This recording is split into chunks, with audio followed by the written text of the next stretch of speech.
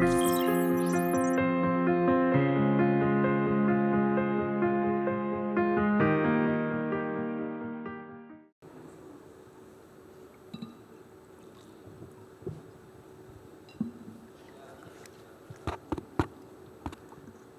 afternoon.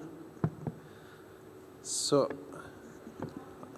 my understanding is that we are the people standing between you and the closure of the event.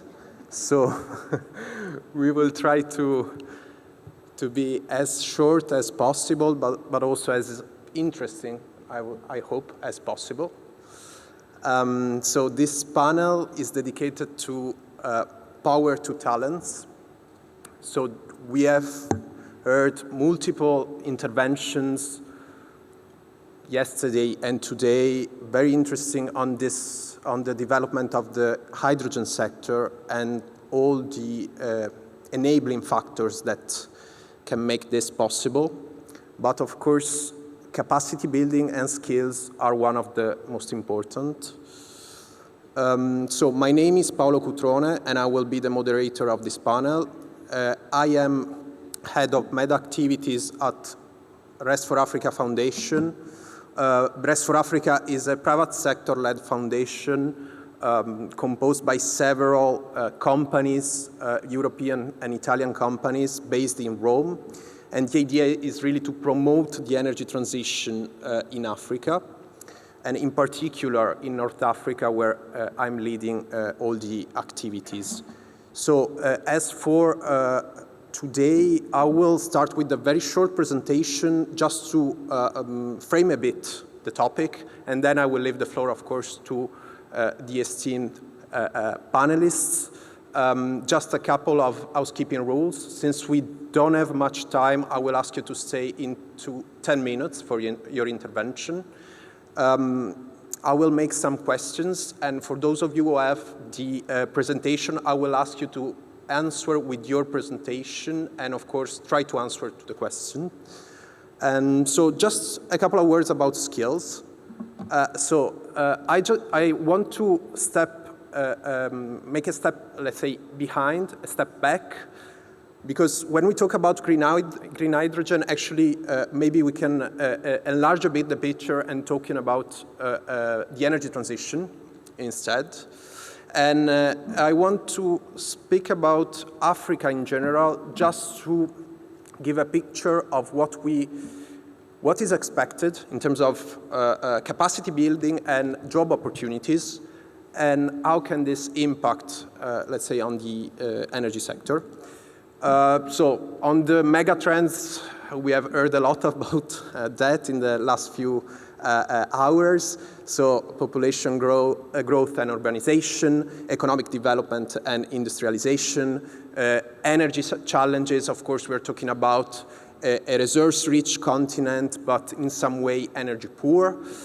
And of course, on the background, maybe not really on the background, we have the vulnerability to climate change impact for the continent. Of course, we have some different situations. Each country is different in these megatrends, but we can see some commonalities as well. So the energy transition, is a transformative shift. We always talk about finance, we always talk about policy and regulation, we always talk about technology, but all these points are linked together, we can say, by capacity building and, of course, skills development. And because if we don't have a workforce transformation, we cannot move from the situation in which we are to the situation in which we want to be. If we look at the renewable, just a couple of figures only to give you an idea. If you look at the people employed in the renewable energy sector in Africa, we're talking about 13.7 million, nearly 14. These figures are from IRENA in 2022. But by 2030, we expect 14 million new jobs in the clean energy sector. And of course, many of them, the majority, will need some kind of capacity building, education or training. We're talking about manufacturing jobs, but we also talk about construction jobs and high skills jobs. So there is a huge opportunity here in terms of local development, which is one of the messages that I want to, let's say, spoil for you of this panel. Here we are talking about local prosperity. This is what we want to discuss. So how can we invest in skills? We can not only invest in universities, we can not only invest in vocational training, we can not only invest in innovation and entrepreneurship, and we can not only invest in managerial skills. We have to do all these things together. And of course, all these things together have to talk to each other. So there should be some kind of coordination, at least at national level, not only from the public institutions, but also from the private sector and the civil society. So I will close my presentation with this picture. When we talk about skills development, it's like an iceberg. So there are some structural change of which we normally talk, but there are several important points that are beneath the surface of the sea. For example, when we talk about the lack of technical expertise, we have limited collaboration with industry, we have problems in reskilling and upskilling, we have scarce executive training for public sector. And when we talk about the quantity, let's say, of available workers, then we look into the details and we see that, for example, there is a geographic mismatch between the training and the job opportunities. Some opportunities are lost in terms of digitalization and automation, and so on and so forth. So this was my presentation, and now I will leave the floor to my panelists. And so I don't know if we can switch to the presentation of Professor Al-Majid. So Professor Al-Majid, Dean of the School of Science and Engineering at Al-Akwain University. I would like to start from you. We have spoken about universities. So my question for you is, from your perspective, how do engineering programs contribute to this, let's say, to this transformative shift that we have seen, to equipping young professionals with the skills that they need to succeed? And I would like to stress here the point of not on the global market, which is of course the case, but to the local market, so the Moroccan market, the local prosperity. Well, thank you. Thank you so much. Hello, everyone. My name's Salah. Yeah. That's great. Thank you. Appreciate it. And here we are. Yeah. Okay. Let me go back. That's great. So it was wonderful over yesterday and today, looking into 13 panels and a lot of kind of events. It was great, honestly great. A lot of technological kind of concept. And then when the panel 13 came out and said, well, guys, come over. Let's talk about the human resources to make sure that we are really in the right direction, mitigating the risk around development of the country as well as the technology related into that. So let me tell you and share with you all the journey that we are at AUI, frame it with a vision, how to help the country building the capacity, although on a smaller scale, but happily sharing that with different universities, different institutions, and so forth. the challenge is clear. It's not only the technology, but the people who are working with the technology, who are leading the innovation, the entrepreneurship, and all of that. The School of Science and Engineering really, I presume, well, I was humbly saying, leading that from a different sectors. One of those is that we are one of 2 universities here presenting academia. And the main reason, I've been talking to colleagues and fellows all over the last 2 days, that we would love to work with research institutions to do innovation. We would love to work with companies to pave the way for employability and so more into bringing industry to the classroom. And that's where theory and practice all together to be a golden coin with 2 faces. So there are challenges, of course, from academic perspective, but these challenges are good to have because the innovation were to be framed. Honestly, we have looked at the programs, we look at the university concept itself, no more degree, full stop. It's a community engagement, community impact, and looking into those together, have a nice cocktail of it into what we can do for the next generation. When we talk about strategies, we're looking into, and I've heard a lot of people saying it's a strategy 2050. That's a whole generation. And we are today seeding up that generation into a different mindset. Universities are the solid foundation to seed that kind of vision. And to do that, we need to look at our programs, our partner. You think about stakeholders. Who are the stakeholders? The industry, the research agencies, the other stakeholders who could help in a different matter around this. And we have really done a lot into bringing industry to the classroom. Examples, as you can see, I don't want to, well, you can read, I presume, but we have a lot of what stakes in the classroom, what has stakes in the community where AUI is based, but also we expand that to a lot of thinking. I think the strategy, the vision, working around it is that we don't want someone hands-on technical full stop. We want people who lead the future. And that's what AUI is about, more leaderships, looking into ethics, sustainability mindset. And I've seen AUIers all around in here who are leading institutions, and I'm proud of them. So that's one of the concepts that we keen about.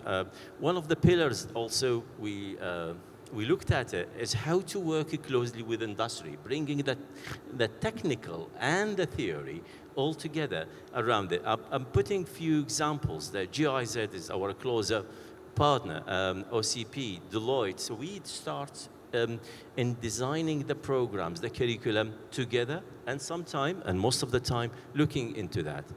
The prouder thing, I would say, to share it with you, the employability rate. We had a commitment, and we committed ourselves to deliver the employability through job offers that's being given to our students as early, even before the graduate. It's the employability, the internship, and also the research and innovation into that. So that has been in place. But talking about the local prosperity, that's coming from the, of course, global investment. It's the standardizations that we are doing. All of the programs that we have at AUI within the School of Science and Engineering are accredited internationally, aligned with international standardizations. We work with ISOs as well as the industries working with ISOs. And that's the mindset that we are building into daily life of every single student. And I have a bunch of students here well presented the programs and so forth. So innovation, happen, research, and something that we've been talking to different agencies, and I have a few colleagues around here who will talk about that in a bit.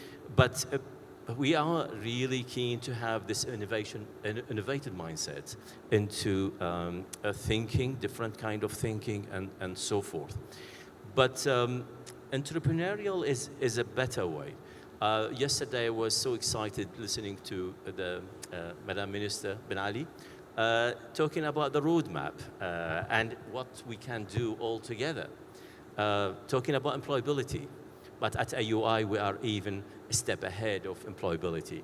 We are creating jobs creator, right? So that's what we would look to tomorrow. I really would love to have a salary. I do have a salary myself, but that's not enough. What we would like to do is to have job creator, and that mindset where entrepreneurship is coming through this. Entrepreneurship by itself coming nowhere from only having a degree, but extracurricular, innovation, engagement with industry, and also the ecosystems of thinking in that regard. So we have created a lot of startups, eco-circles, and within the universities as well as the community that we are working with. One of those, I would say, as a conclusion, what look like the engineer for future within Morocco. That's well-trained to compete globally and deliver locally. That's hopefully would answer your question. And for us, the success, as a university, focus on student success, the success graduate who drive prosperity. And that's very important, create jobs and strengthen Moroccan's innovation, because that's where we look. Earlier, I've been attending a panel as a judge. And one of the things I mentioned it to the competitor or the teams is that with the risk assessment and how to mitigate it, the similar kind of thinking when we design the thinking. At the institutions, we are to the level of changing the mindset and sometimes changing the culture as well. So I thank you ever so much, and I hope I met the time as well. Perfect. Thank you very much for your intervention, Professor Al-Majid. So I noted down some of your inputs, but I would say that the most striking for me are one on innovation. You said that innovation is a sort of community engagement, so it's a work of the community altogether.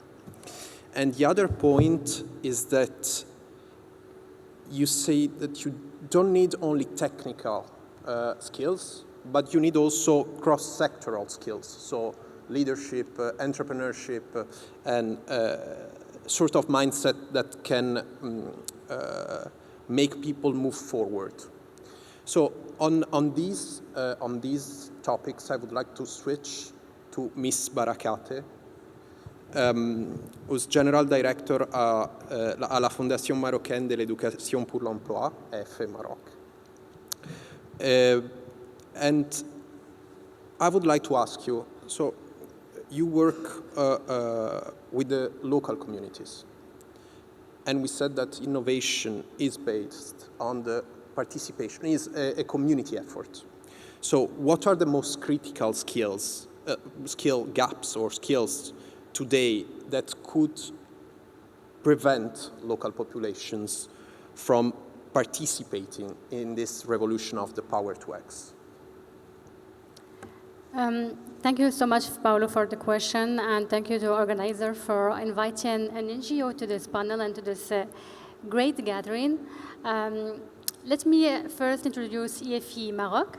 We are an NGO, Moroccan NGO, working for employability since 2008, and we are also linked to a network, which is Education for Employment, operating in the MENA region. We are all together working jointly on helping youth to get the career they deserve in a very practical approach. We are always starting by doing a market analysis to see what are the skills gaps that we may have, and then we help youth, the job seekers mainly, to develop their competencies and the skills needed to match these job opportunities and to be contributors to the economic development in their own countries. So in Morocco, we've been serving over 80,000 youth across different sectors. And that's not a job that is done only by EFE as an NGO. It's really the ecosystem contribution. It starts from the youth themselves, but also with the contribution of universities, academia, employers, public partners. Whenever we have the opportunity to understand the trends, the actual and the upcoming opportunities of what are the competencies that are will be in shortage maybe, or will be like a great venue for self-development for youth, we try to work on that. So green transition is definitely one of them. What we've been noticing so far is that I will not focus on maybe the gaps, but will focus on opportunities of learning and of contribution.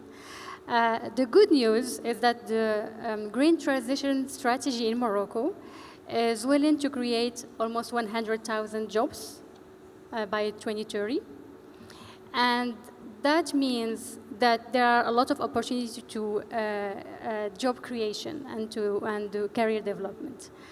On another hand, we know that there is a great mobilization from the academia and universities and vocational training centers to develop new field or new branches linked to the green transition.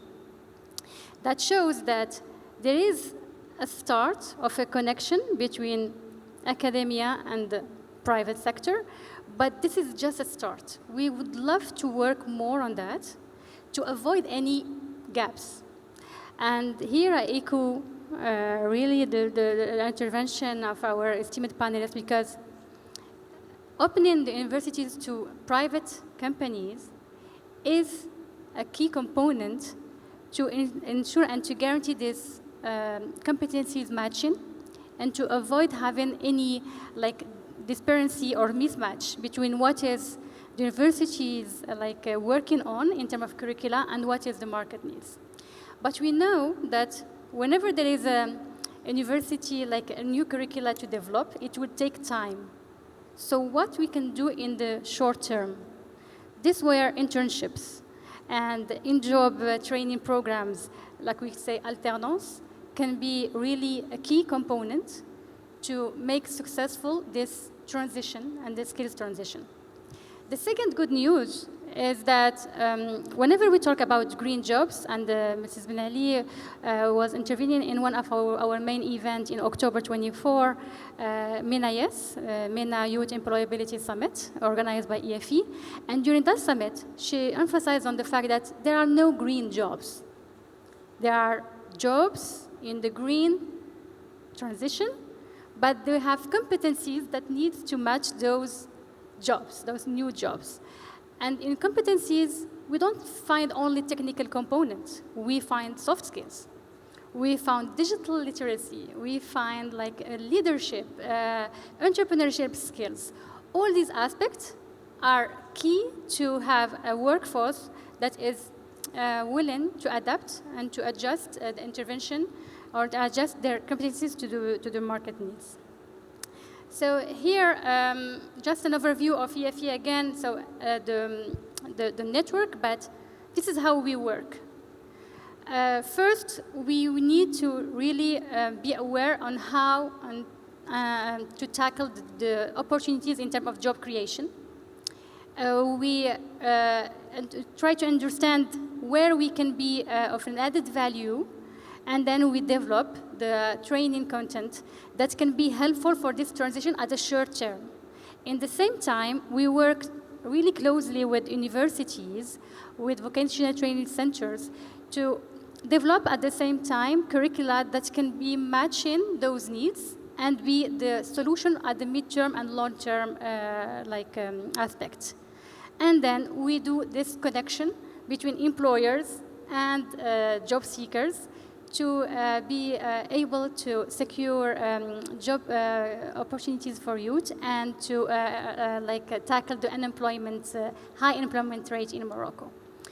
So this is our methodology, and that's what helped us to achieved the impacts, the great impact so far with 82% of placement rate and over 500 employer partners working in different sectors. And also I would like to, as a third point, emphasize on one thing, is the learning methodology. We know that all what we do as an NGO is considered as a piloting experience, and we value all what is related to monitoring and evaluation. So through our EFE Maroc Academy, through our monitoring and evaluation team, we try to, like on an annual basis, work on like a learning reports that we are sharing with our partners, whether it's donors, employers, or universities, to share what has been like, what are the findings and what are the trends. So we are helping in adapting and adjusting the curricula. It was our approach since 2008, and thanks to many donors, we've been able to emphasize on the importance of soft skills. And these where soft skills have been integrated in vocational training centers and in public universities with a 30% of the whole training volume. So this is EFE, and again, I'm so glad that talent and workforce are a main component in the discussion during the Power2X Summit. Thank you very much. So if I may just highlight a couple of points of your intervention. Again, we see the importance of soft skills, not only hard skills, and it is also interesting, this idea to accompany the transition with the in-job, let's say in-job training as a tool, because of course, since it is a transition, we know point A, we know point B, but the period in between the 2 points is the difficult one. So having a solution for this kind of, for the next few, let's say, years is very important. And of course, another point that I want to highlight is the idea, again, of the ecosystem. So this is something resonating with the intervention of Professor Al-Mashid. But I would like to now to switch to Mr. Hoslani, a Senior Program Officer at the International Development Research Center. And so, again, one of the keywords is collaboration. Collaboration between, among different actors, different institutions, and so on and so forth. So my question is, what models of collaboration and resource sharing are needed to scale vocational training, technology transfer, and local content in the Power2X value chain? So how can we move these three components all together towards the objective that we have? Thank you, Paolo, and thank you for the audience for hanging around with us at this last panel. So let me try to answer your question as you required through the slides. And actually, my first slide with you is why are we here today, and basically what's in it for you being in the audience. So in Canada, we already started producing H2 in 5 years ago around with the project of Bécancour. And for the technicians within the audience, this is a 20 megawatt project that will be scaled up to 140. So this is one of the highest. And we have been monitoring. Canada is very well known for what we call co-op, cooperative, where students at various levels would spend a quite significant time within the industry as a requirement for their degree. Okay? So we are leveraging this knowledge, and we also looked at other projects within the Global South and identified Namibia and South Africa as the front leaders and front runners. particularly Namibia with a 20 megawatt hydrogen production facility that uses the green hydrogen for reducing iron. So this is a project that started around 2 years ago.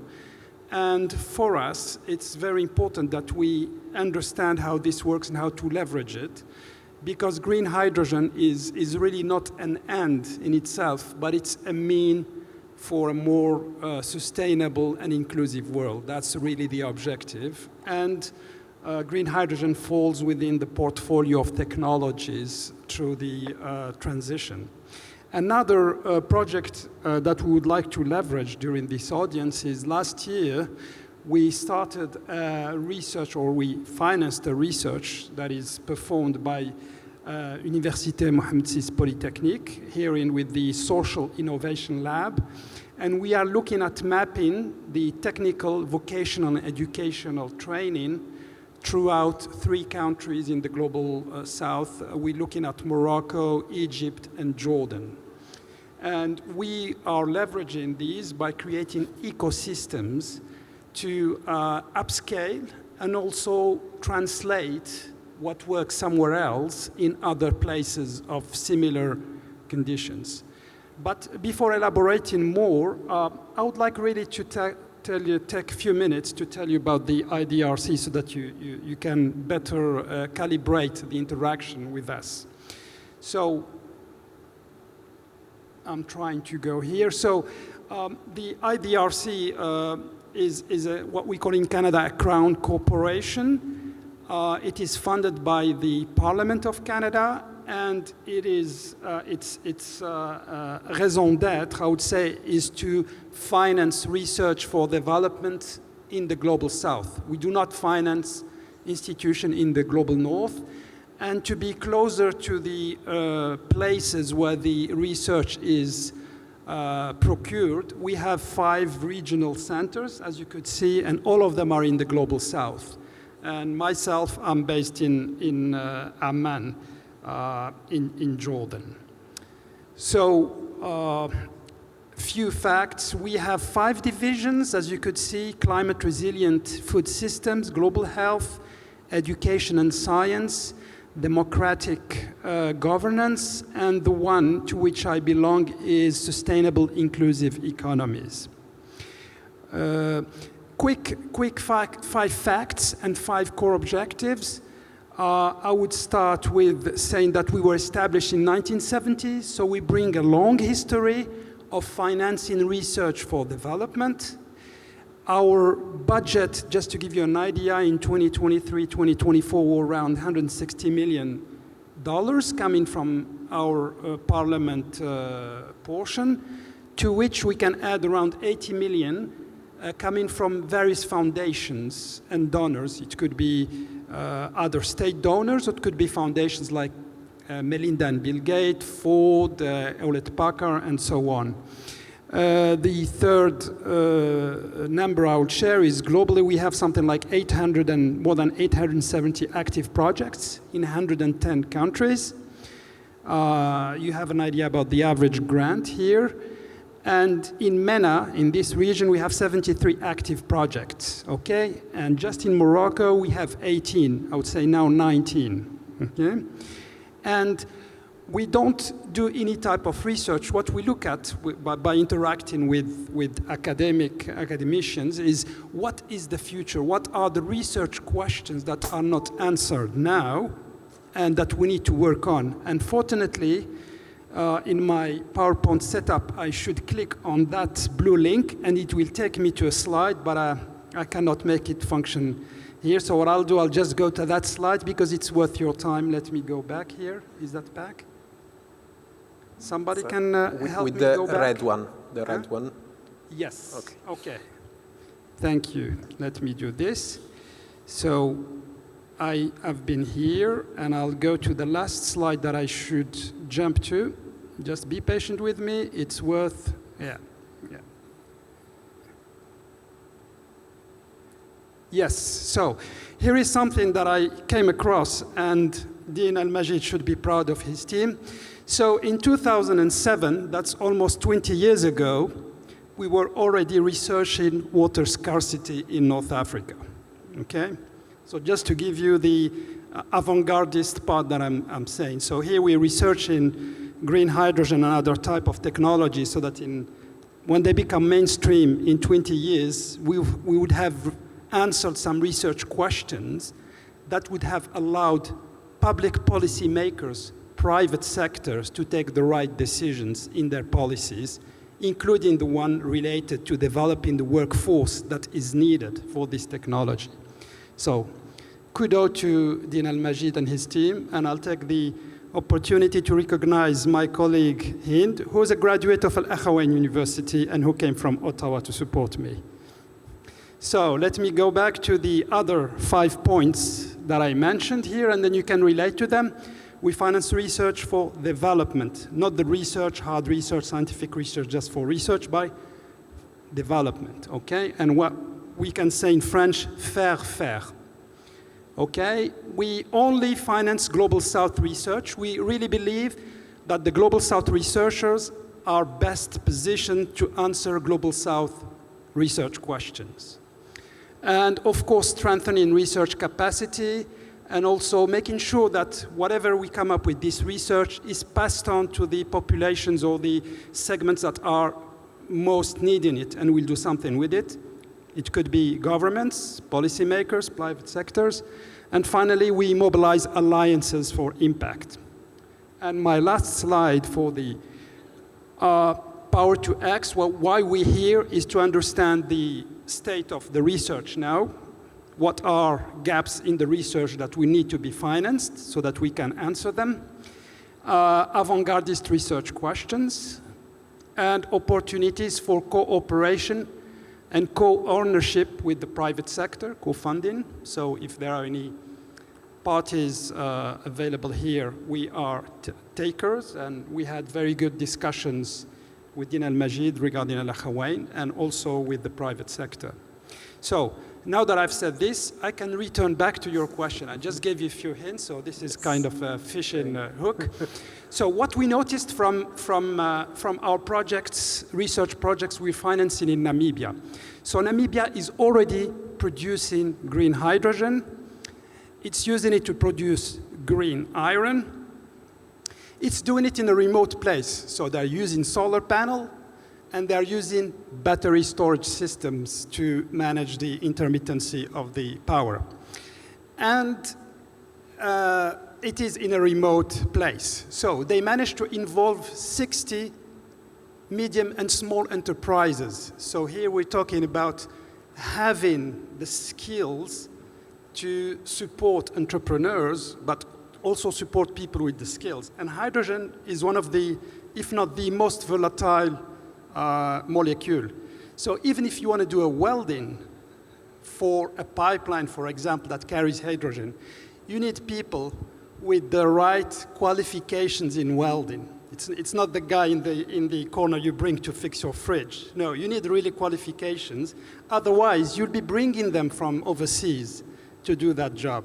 So you need to have this type of segmentation of every level of the value chain so that you can have the right qualification to do this. So these are some few elements that we have.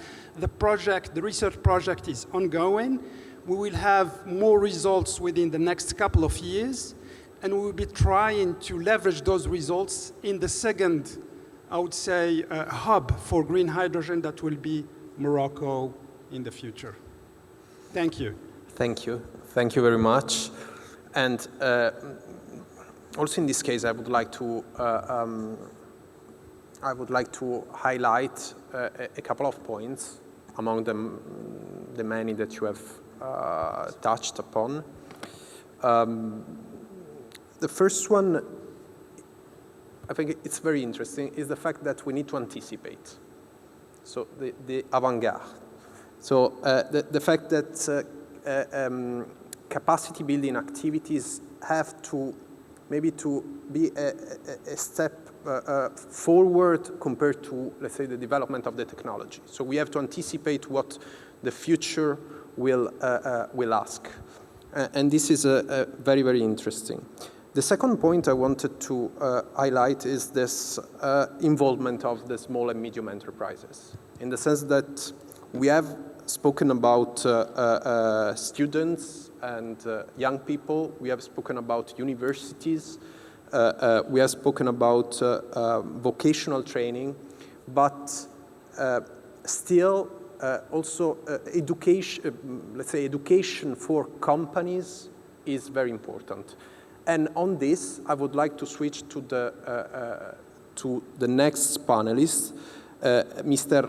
Jamea, from Research and Consulting Director from MENA Renewables and Sustainability.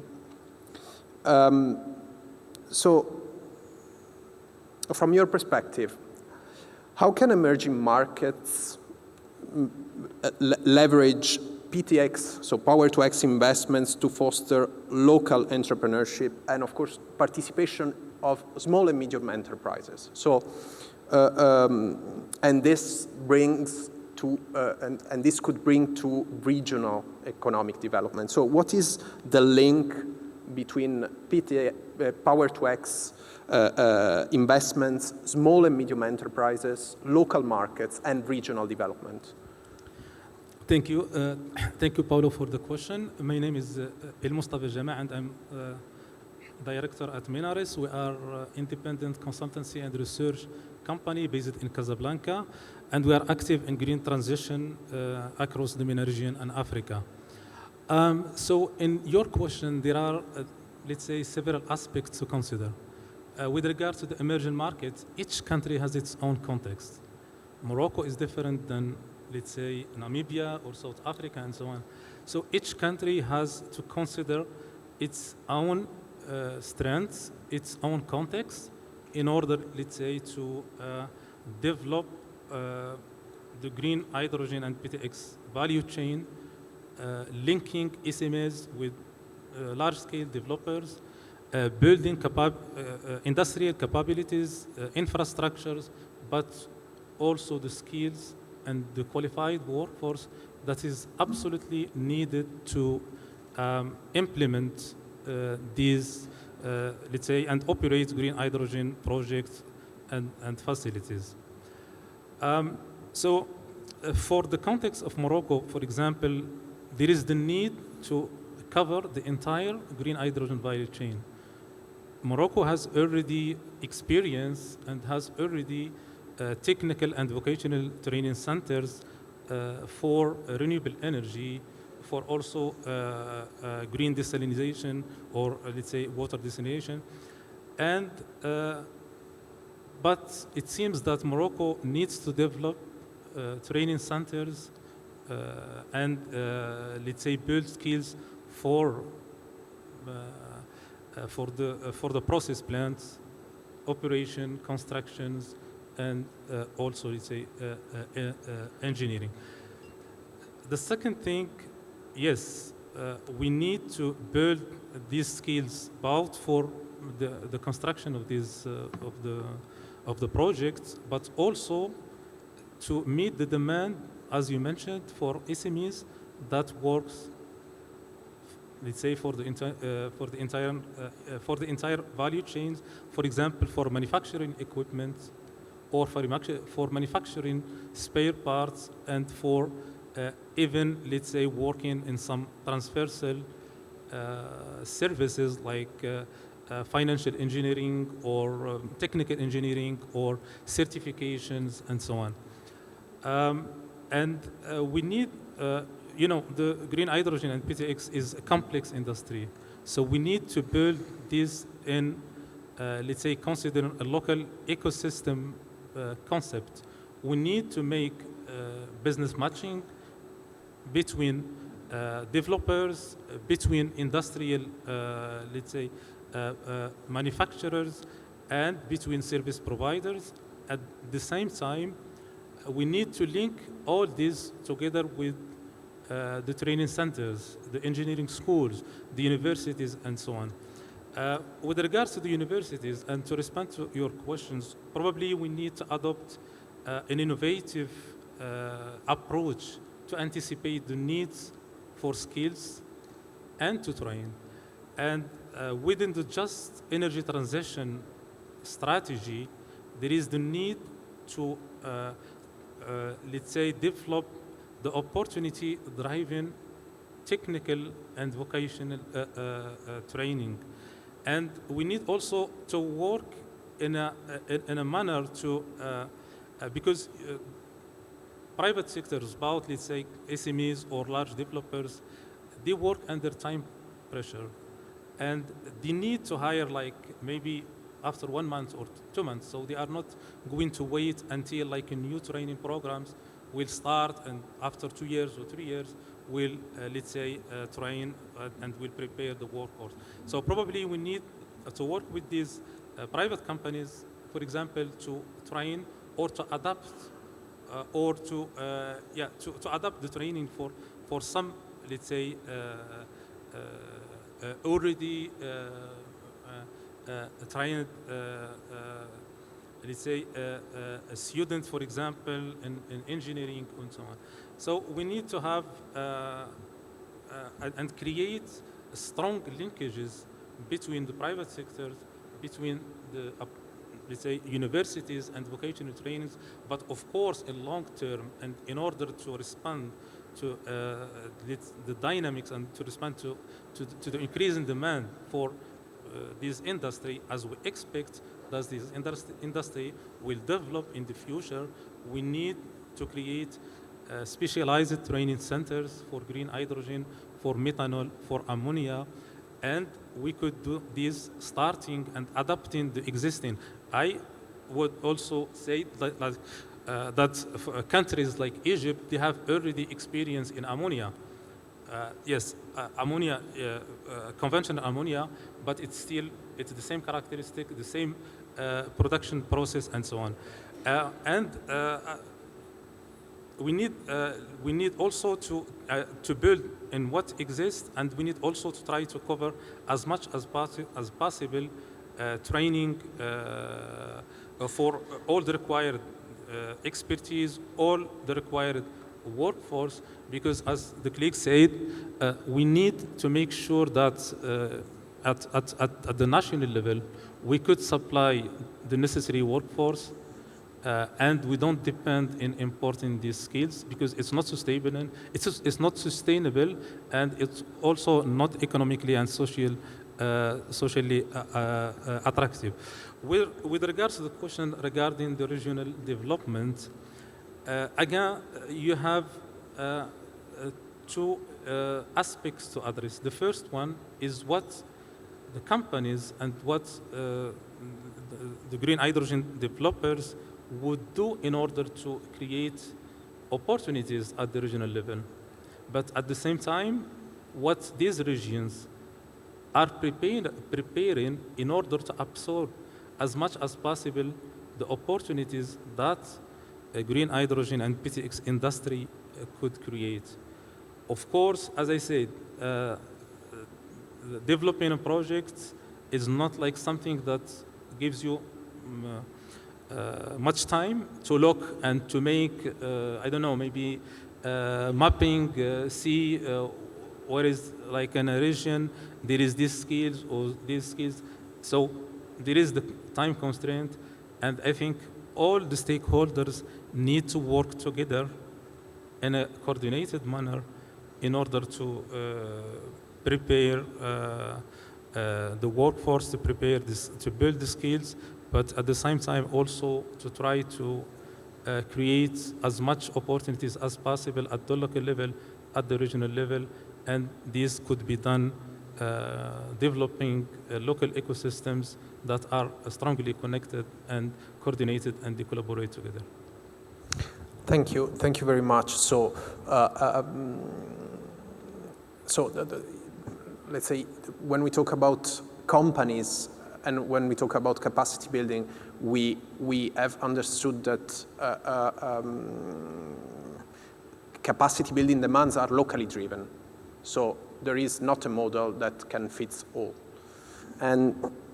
But these initiatives in different countries can be coordinated in a way that we get a more important result for the region and not just each single country.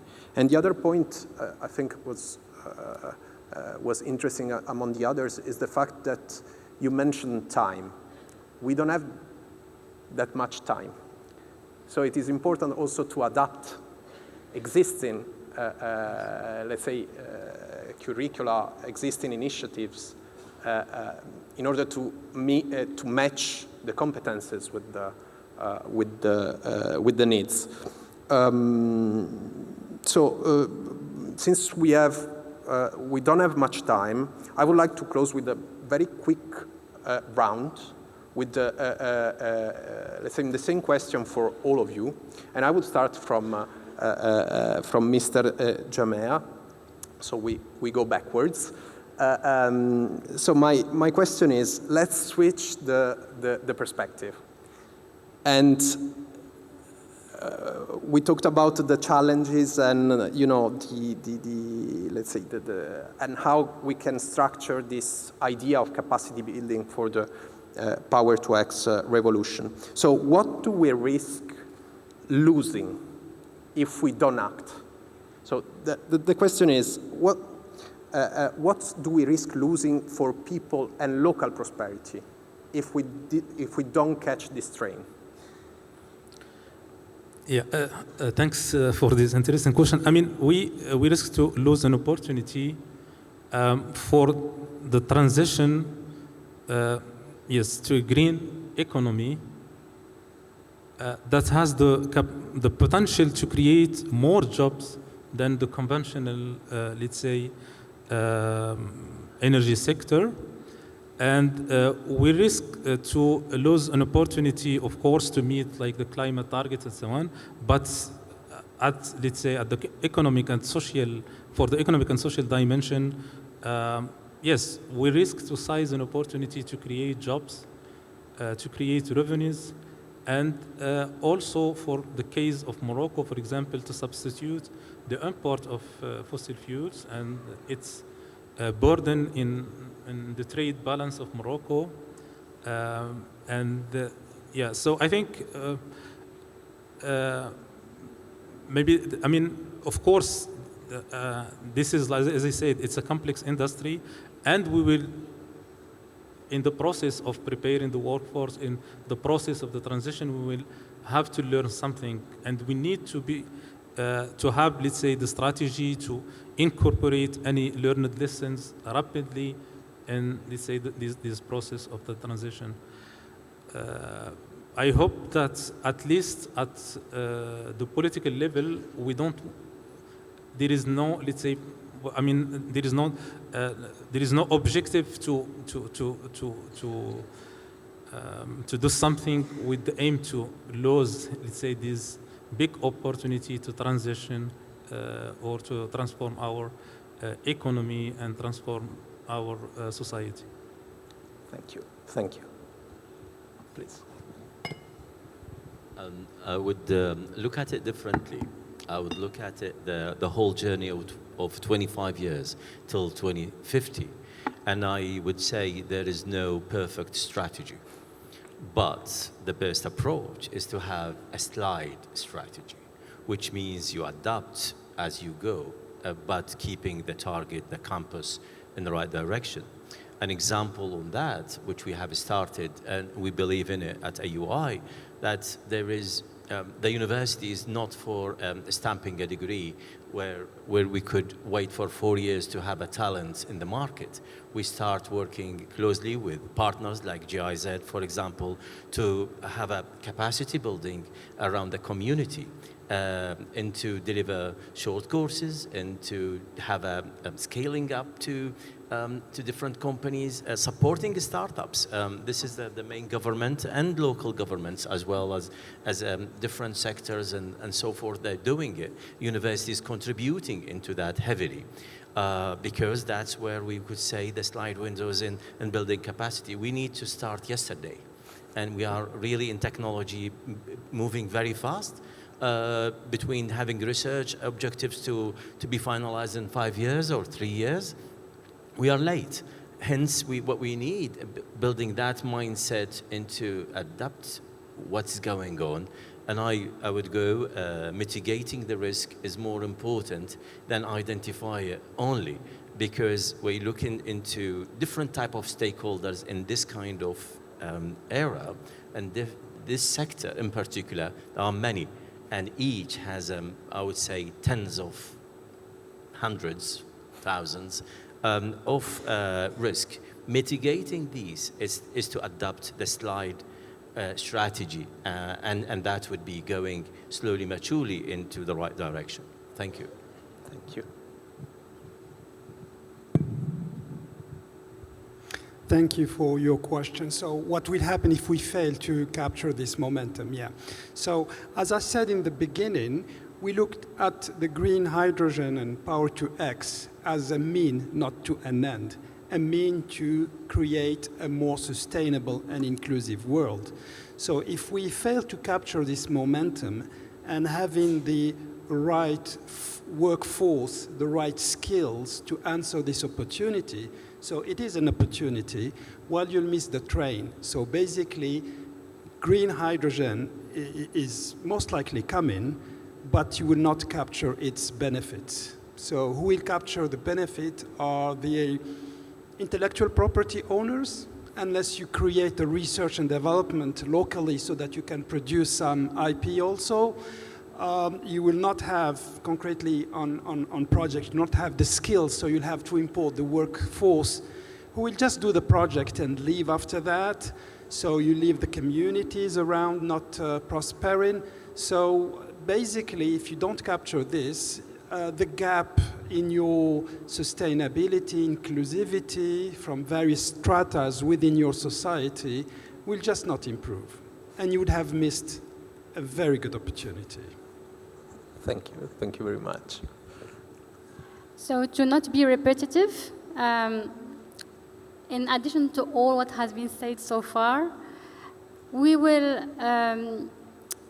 be missing an opportunity not only for the green sector, but for all employability field in Morocco. Imagine like that the green sector doesn't need any competencies. We are still having like more than 30% of unemployment rate in Morocco. So why missing such opportunity of creating jobs in a sector that is in demand? And where we have such amazing actors that all are saying the same word. We are here open to partner, to work together, to find ways where we can bridge the gaps and develop the workforce and make the full benefit of all the assets that we have. Yesterday we've been talking about like CapEx. We have the land, we have the wind, we have the sun, but we have also youth. And those youth, Professor Majid have been saying that we are working on the 2050 strategy. This is a whole generation. That means that we are not even talking about unemployed youth. We are talking about the next generation that we need to work with on career orientation. So we need to be really proactive in what are the competencies, what are the future jobs, and let's work on that. And what is happening now in Power2X, I would love to, like all of us, to be the ambassadors and to talk about what was happening here, what are the discussions that we had here to external partners, to the ones that didn't have the chance to be with us. We are talking about careers, we are talking about opportunities. Hopefully, and I'm so happy that we have some youth here that are ambassadors of this new generation. But you are also the ambassadors to echo what has been said so far to your schoolmates, to your university colleagues, please. We want to democratize this knowledge and tell all people that there are careers in Morocco, and we need that kind of hope messages, especially now, and all Moroccan now in the room knows what I'm talking about. We need to showcase that Morocco has great opportunities for career development, for economic prosperity. What we need is just to work all together with a positive mindset to bring every stakeholders need to bring something on the table. If it's not knowledge, it's connection, it's job opportunities, it's communication. It's as simple as it is. So when we are talking about what are the skills needed for youth. We're also talking about what are the skills needed here as an ecosystem. We need to communicate openly, and that kind of event, this is the main purpose of it. This is not only about showcasing the project, but also to raise awareness. What are the opportunities locally, regionally, internationally? How can they make the maximum benefit from it?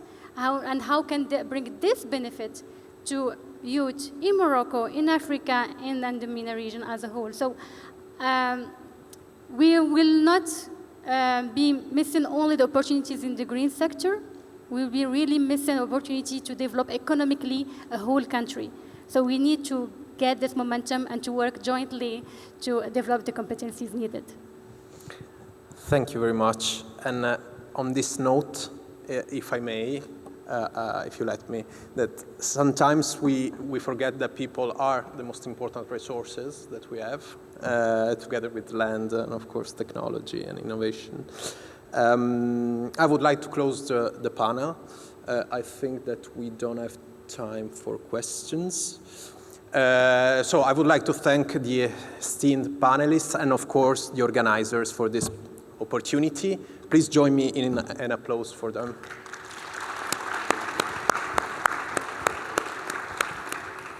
Thank you very much to our distinguished speakers for this wonderful panel. Thank you so much. We invite you to take a final photo in memory of this panel discussion. Ladies and gentlemen, good afternoon and welcome back. If you have just joined us this afternoon, again, let's give them a round of applause. Thank you so much.